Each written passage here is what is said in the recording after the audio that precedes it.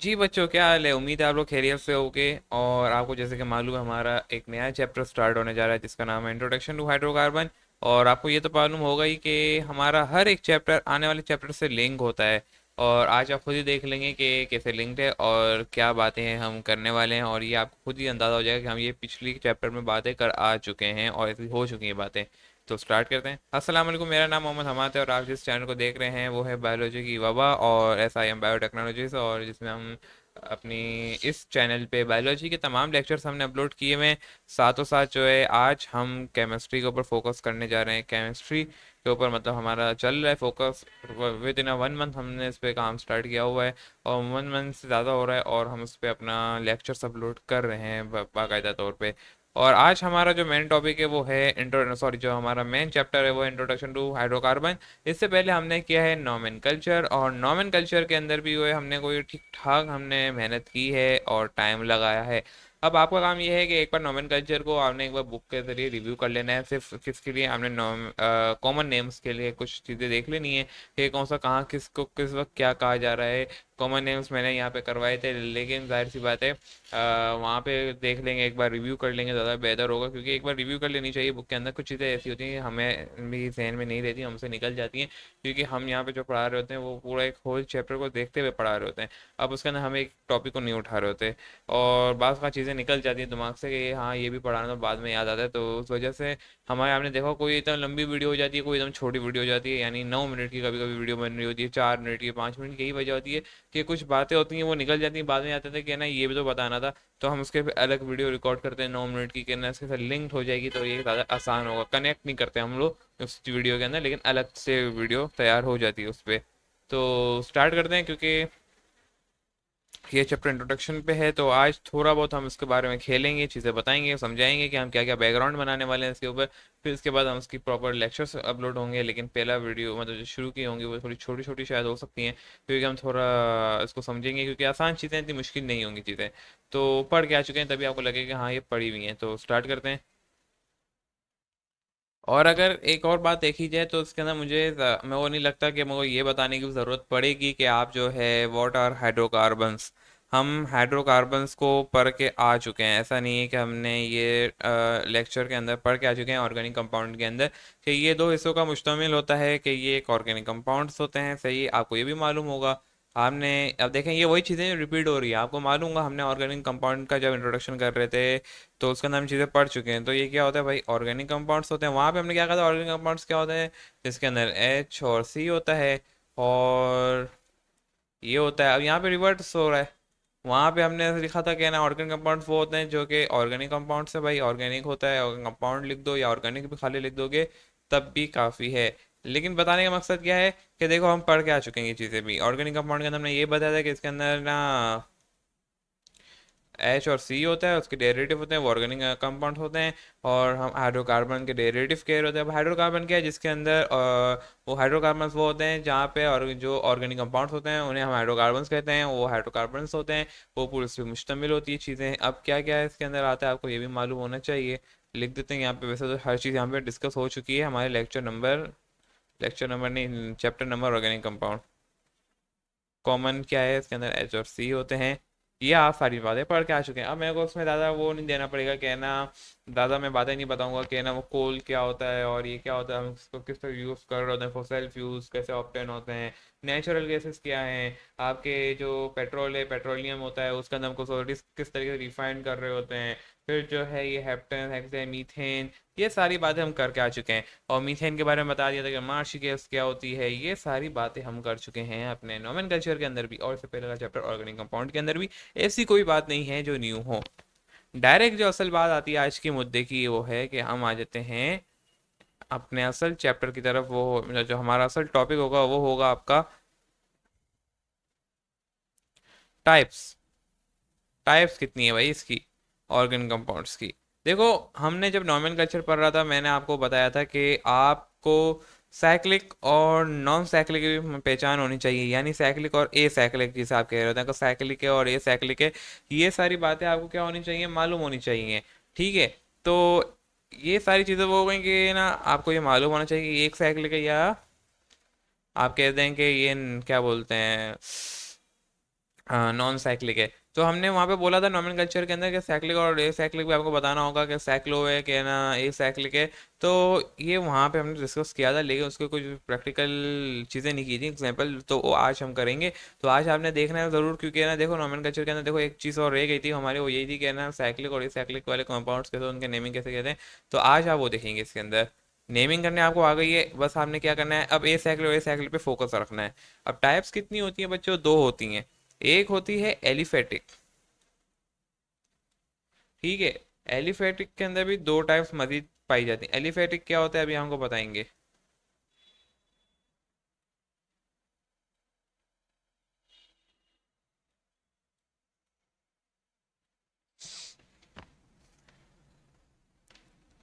और एक होता है आपके पास एरोमेटिक, एरोमा से निकला एरोमा। किसे कहते हैं बच्चों, अगर एरोमेटिक की स्पेलिंग्स अगर आपको ज़ाहिर हो रही हो कि एरोमा का, किसी को परफ्यूम का शौक है या खुशबू लगाने का, तो उसको मालूम होगा एरोमा की क्या मीनिंग्स होती हैं। एरोमा का मतलब होता है खुशबू,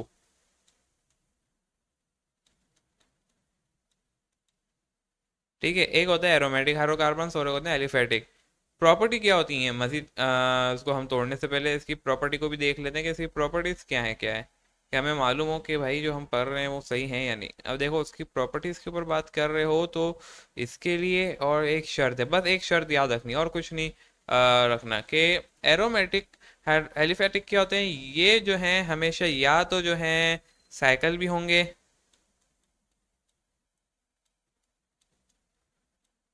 या नॉन साइकिल होंगे,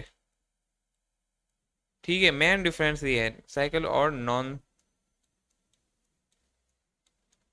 साइकिल। साइक्लिक लिख देना या साइक्लिक होता है।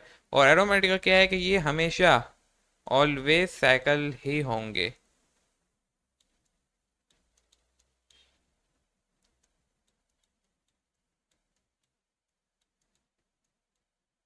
यहाँ पे भी आई लगा देते हैं और यहाँ पे भी आई लगा देते हैं। इसके अलावा और क्या प्रॉपर्टीज पाई जाती हैं, कहना ये साइकिल हो गए, कहना है ओपन चेन। अभी हम पढ़ेंगे मजीद एलिफेटिक हाइड्रोकार्बन को हम दो हिस्सों में मुश्तमिल कर रहे होते हैं। ये मैंने आपको बता दिया, कहना या तो ये हैं साइकिल होंगे या नॉन साइकिल होंगे। ये कहानी आपने मस्त जो है एक तरीके से याद रखनी होती है, ठीक है। और मोस्टली अगर पूछा जाएगा तो ये नॉन साइकिल होंगे, और जो है एरोमेटिक हमेशा साइकिल होते हैं। और इसके अंदर ही ये आपके जो हैं हक्कर रूल को भी फॉलो करेंगे। और ये हक्कर रूल क्या है अभी हम उसको भी देख लेंगे आगे चल के।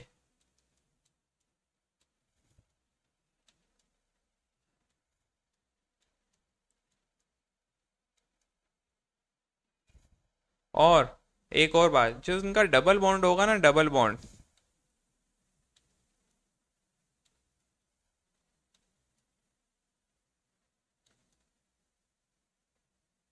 ये क्या हो गया,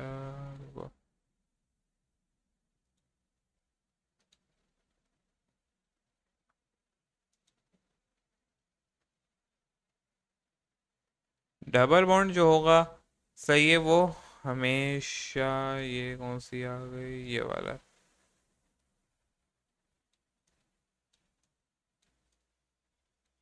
फिर ये आ गया भाई।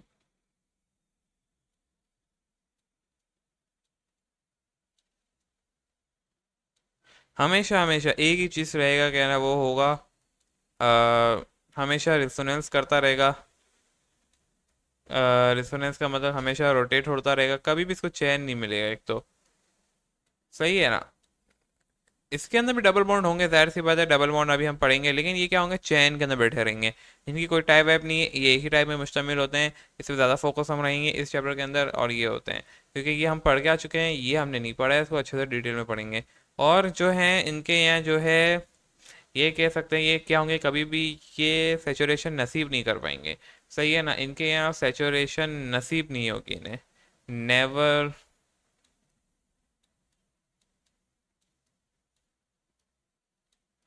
डबल बॉन्ड हम हटा सकते हैं, सही है ना। और डबल बॉन्ड हटा के हम उसको सेचुरेशन के अंदर डाल सकते हैं, लेकिन ये क्या होंगे कहने, नेवर बिकम सेचुरेट। ये सेचुरेशन हासिल करने की कोशिश करेंगे, लेकिन ये वापसी जो है अनसेचुरेट हो जाएंगे। ये क्या होता है, डबल बॉन्ड जो होता है, डबल, अभी मैं हमको जब हम एलिफेटिक को मैं डिस्कस करता हूँ तो आपको मालूम हो जाएगा कि ये क्या क्या होते हैं ये पॉइंट्स है जो मेरे को लिखने थे, सही है ना। एक, ये दो, ये तीन, ये चार पॉइंट है। यहाँ पे आओ, अब एलिफेटिक के अंदर क्या होता है, साइक्लिक और नॉन साइक्लिक के ऊपर बात मैंने कर दी। इनके ऊपर मजीद हम टाइप्स को तोड़ते हैं। अब टाइप क्या क्या है उसकी, मजीद जो दो टाइप्स आती हैं वो आती हैं कि एक होता है भाई क्या मसला है, पर्पल के पीछे क्यों पड़ गया ये, चल जा भाई।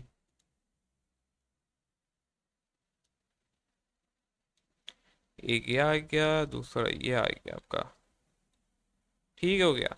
ये क्या कहते हैं कि भाई एक होंगे हम सेचुरेट, सेचुरेशन के लिए शर्त है कि ना आपके पास क्या है कि सिंगल बॉन्ड होंगे। और सेचुरेट जो होते हैं सिंगल बॉन्ड्स होते हैं, अभी हम लिखते हैं इसके बारे में भी। और एक होगा अनसेचुरेट, इसके अंदर डबल बॉन्ड आ जाएगा भाई।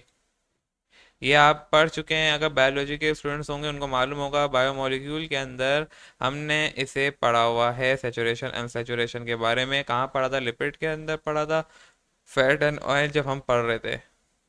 थोड़ा नीचे कर देने से, अब इसके ऊपर जो सेचुरेशन के ऊपर जो पूरी कहानी मैंने बताई, ये सिंगल बॉन्ड होंगे, सही है।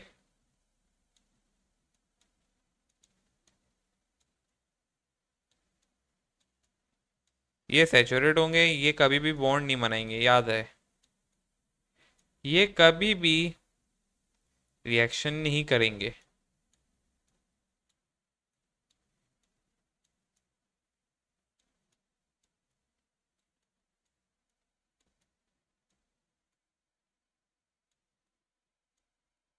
और अगर किसी ने फर्स्ट ईयर के अंदर तमीज से पढ़ा था उसको मालूम होगा कि सिग्मा बॉन्ड कभी भी नहीं टूटता, डबल पाई बॉन्ड टूटता है, कभी सिग्मा बॉन्ड नहीं टूटता, उसको मालूम होगा। और यहाँ पे आओ, ये हमेशा अगर ये दो पॉइंट लिखें तो इसी बुनियाद पे ये क्या होंगे, या तो डबल बॉन्ड होंगे या फिर जो है ये ट्रिपल बॉन्ड होंगे। और ये रिएक्शन करेंगे, इन्हें सेचुरेट होना है, ऑलवेज react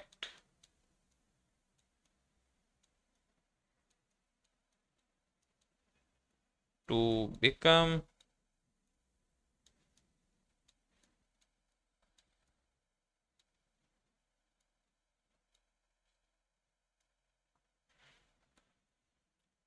saturate।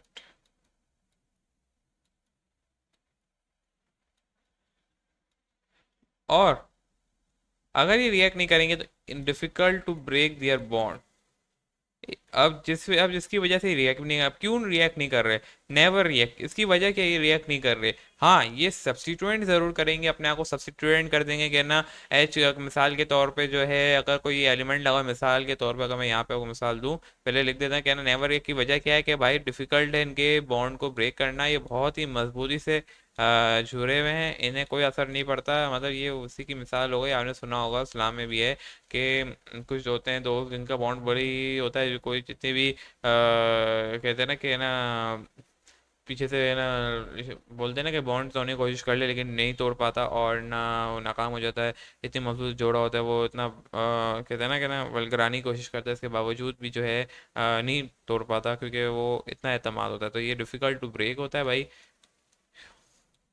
तो देखो, केमिस्ट्री के अंदर हर चीज़ जो है देखो एक मिसाल के तौर पे मौजूद है, आप सलाम भी इसी की बात देता है और यहाँ पे भी एग्जाम्पल दी हुई है, बाकायदा मिलती है साइंस के ज़रिए भी। और यहाँ पे आ जाओ तो भाई ये क्यों होते हैं कि भाई हमें बॉन्ड बनाना है, सेचुरेट होना है, ये बोलते हैं भाई हमें उसकी तरह होना है, सेचुरेशन की तरह होना है, ये वाली टाइप की तरह होना है, ठीक है। साइक्लिक ये भी हो सकता है, ये भी हो सकता है, दोनों साइक्लिक के अंदर फॉल करते हैं। मैंने बोला वो तो एक प्रॉपर्टी हो गई एलिफेटिक, साइक्लिक नॉन साइक्लिक, बाकी ये सैचुरेशन नॉन सैचुरेशन इनकी एक टाइप है, ठीक है। अब इनके यहाँ क्या होता है कि एक और बात आ जाती है कि ये जो है आपके, ये कह सकते हो कि इनके यहाँ ब्रांचेस पाई जाती हैं। एक प्रॉपर्टी और भी अगर मैं यहाँ लिखूँ तो ये गलत बात नहीं होगी, मेरे को एक और यहाँ पे प्रॉपर्टी ऐड कर लेनी चाहिए, ये ब्रांच भी हो सकते हैं, ठीक है। यहाँ पे अगर मैं यहाँ लिख दूँ एक बात और ये भी लिख देते हैं कि भाई ये स्ट्रेट होंगे, अगर नॉन साइक्लिक है तो उसका मतलब क्या है, ये स्ट्रेट होंगे, साफ जाहिर होता है। और साथ साथ ये ब्रांच भी होंगे।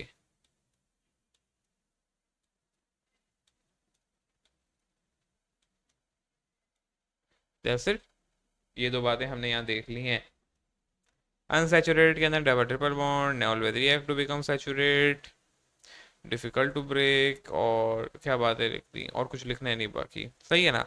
अब ये मैं एक कुछ बातें बता रहा था कि नेवर बिकम सैचुरेट। भाई देखो, ये रिएक्ट करेगा लेकिन ये सैचुरेट हो जाएगा।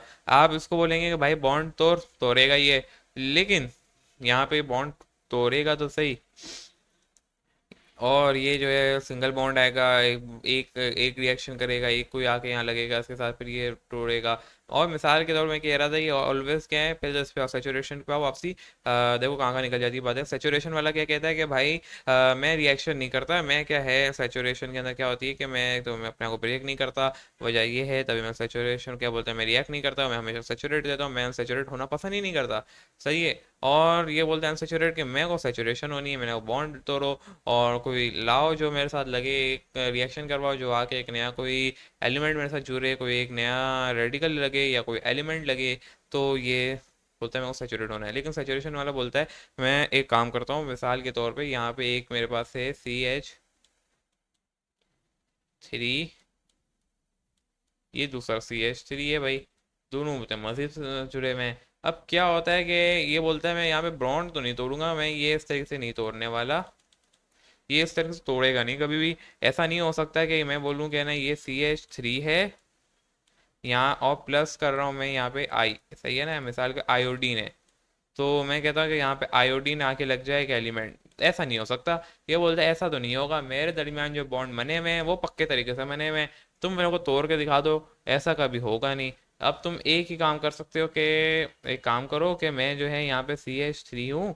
सही है, एक मेरा दूसरा भाई है, यहाँ से एक हाइड्रोजन ले जाओ, और मेरे साथ जो है यहाँ पे CH2 हो जाएगा, और तुम आके यहाँ लग जाओ, सिंपल।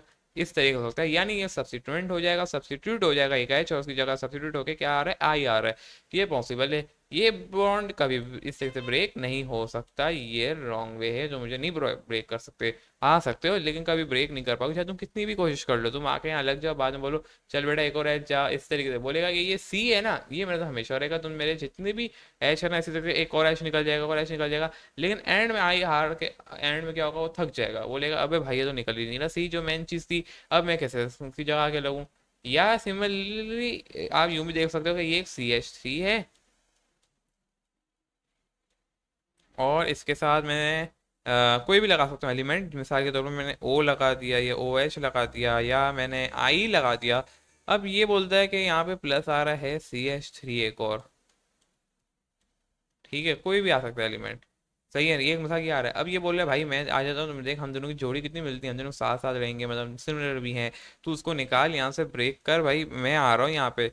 तो बोलता है कि एक काम कर, तू यहाँ नहीं आ, तू आजा, मैं इसको नहीं तोड़ने वाला, तू मेरे पीछे आके लग जा, यहाँ पे लग जा, इस साइड आके लग जा, मैं इसको नहीं तोड़ने वाला। और एक काम करके आना, एक काम करके लगना, देख मेरे पास जो है ना कार्बन का 4 बॉन्ड होता है, मेरे पास जो है ऑलमोस्ट सारे मुकम्मल हैं, एक बाकी है, सही है, ये कभी ब्रेक नहीं होगा। एक काम कर कि तू यहाँ पे आके लगेगा, मैं एक एच निकालता हूँ, सही है ना, और तू जो है या तू एक एच निकाल, या एक काम करता हूँ मैं एक एच निकाल देता हूँ, और ना पीछे आके लग जा मेरे यहाँ पे, ठीक है। वो बोलते हैं चलो ठीक है यही सही है। तो क्या होता है कि ये CH3 तो आता है, बोलता है सही है, ये यहीं लगेगा। या इसको ये बोल देता है कि भाई तू एक एच निकाल और मेरे साथ आके लग जा, ये भी कर सकता है, भाई तू एक एच निकाल दे तो मैं तेरे साथ बना लेता हूँ बॉन्ड, तभी सही है। लेकिन बोलता है चल तू एक काम कर, तू एक तो आया है, तो मैं क्या कहता हूँ कि मैं एच निकालता हूँ, और यहाँ पे जो है मैं CH2 हो जाता हूँ, और मेरे साथ OH तो लगा रहेगा, ये कभी मेरी जान नहीं छोड़ने वाला, ये सब्सटीट्यूट हो जाता है एक एच निकल के, इसके साथ एक और बॉन्ड बन जाएगा, यानी सब्सिट्यूएंट हो जाएगा। यही कहानी हो सकती है। बोलता है कि चल मैं तेरे एक और एच निकाल दूँ, एक यहाँ लग जाएगा, वरना यहाँ लग जाएगा, लेकिन ये सी कभी बॉन्ड नहीं तोड़ेगा, बॉन्ड बना लेगा, रिश्ते बहुत बन जाएंगे इसके भाई। तो भी इसको हम कहते हैं कि ये जो सी होता है, ये भाई साहब मुनाफिक होते हैं थोड़े, और सिंगल बॉन्ड जो है रिश्ते बनाने में बहुत कायम होते हैं, वो रिश्ते बना लेते हैं, लेकिन जो पुराने रिश्ते होते हैं उसको कभी भी नहीं तोड़ते। जबकि अगर अनसेचुरेट की बात की जाए, वो रिश्ता तोड़ देगा, वो सेचुरेशन होना चाहता है, उसको जहाँ अपना फ़ायदा दिखेगा वो बोलेगा कि यहाँ पे मैं सिंगल बॉन्ड हो रहा हूँ, वो वहीं पे अपना पुराना रिश्ता तोड़ेगा और नया रिश्ता बनाएगा। अगर दूसरे रिश्ते में भी इसको फ़ायदा नहीं मिला, तीसरा फ़ायदा अगर दिख रहा होगा, तो ये तीसरे बॉन्ड को भी तोड़ेगा, और यानी जो उसने दूसरे से आके जो बनाया होगा तो उसको भी तोड़ेगा और अपने साथ किसी और को लगा लेगा। तो ये अनसेचुरेशन की पूरी कहानी और सेचुरेशन की कहानी है। लेकिन एरोमेटिक उसका अलग ही है, उसको ये भी नसीब नहीं होता, ना वो सैचुरेट हो सकता है, ना वो अनसैचुरेशन वाली हरकतें कर सकता है, वो हमेशा अनसैचुरेट ही रहता है। वो बोलता है कि ना मैं सैचुरेट हो सकता हूँ, ना मैं इस तरीके का सैचुरेशन वाला काम कर सकता हूँ, अनसैचुरेट वाला ये वाला कर रहा है।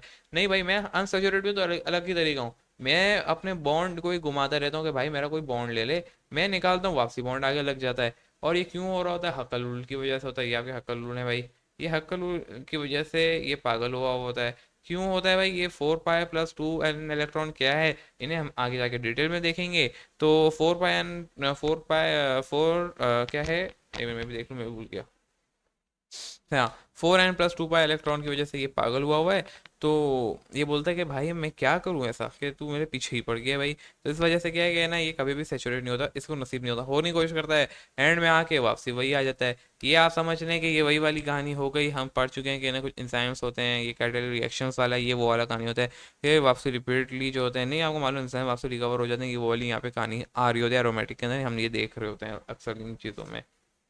बाकी अगर हम इसकी थोड़ी एग्जाम्पल के तौर पे बातें करें कि एग्जाम्पल क्या क्या हैं, एक न्यू स्लाइड ले लेते हैं, तो उसके अंदर हम इसको अच्छे से देख सकते हैं। एक काम करते हैं, लेक्चर यहाँ पे एंड करते हैं, वैसे ही 20 मिनट का हो गया है। ये कुछ बातें थी जो मैंने कर दी हैं, नेक्स्ट लेक्चर में मिलते हैं। सही है? या एक काम करते हैं, सी यू कंटिन्यू कर लेते हैं, छोड़ो यहीं पे रखते हैं, फिर जहाँ से मुझे तोड़ना हो वो ज़्यादा आसानी रहेगी। ठीक हो गया, अब यहाँ पे आ जाओ तुम। अब इसके अंदर बताओ क्या है ना, जो आपके पास मैंने बताया था यहाँ पे सेचुरेशन की, सेचुरेशन के अंदर आपको मालूम होगा, हम ये सारे एग्जांपल यहाँ पे पढ़ के आ चुके हैं। मिसाल के तौर पे एक होता है आपके पास CH3,